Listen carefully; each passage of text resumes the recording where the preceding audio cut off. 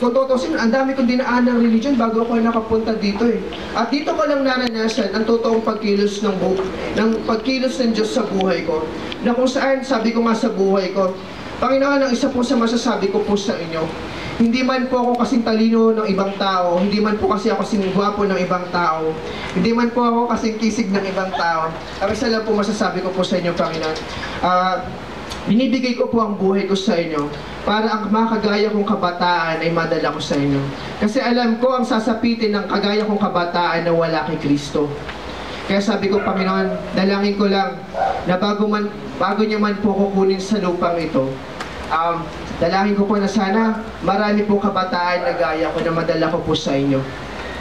At ayun lang po matinding panalangin ko sa Kanya. Hindi naman po ako naghahangad ng ng kung ano pang ibibigay niya sa akin.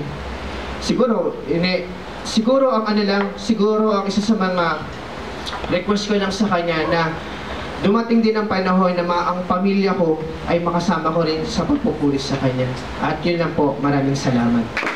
Pagpalain po tayo ng mga. Amen. So you've seen how the Lord moved in so many ways and how the Lord touched people's life. Iba-iba ang paraan kung paano tayo inabot ng Panginoon. Actually, the first time I heard the testimony of Kenneth, marami pa doon kung paano siya lumaki, natulog sa karsada, iba-iba. Sabi ko, matindi rin naman pinagdaanan nitong batang ito. Pero sa kabila ng lahat, ngayon nag-aaral sa Bible School, siya ay nag-aaral sa Penwell at siya ay isa sa administrator, no, Kenneth? Doon siya. Ngayon siya ay isa tumatayo na administrator sa Bible School.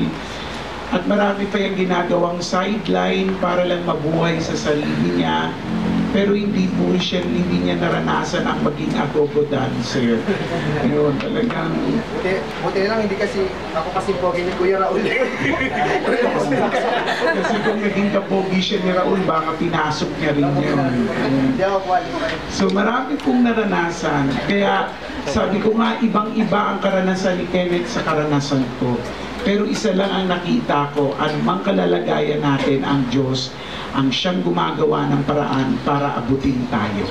Amen? Amen? Amen. So I know that the life of Kenneth become an inspiration to all of us. And let's give Kenneth a type A clap campers.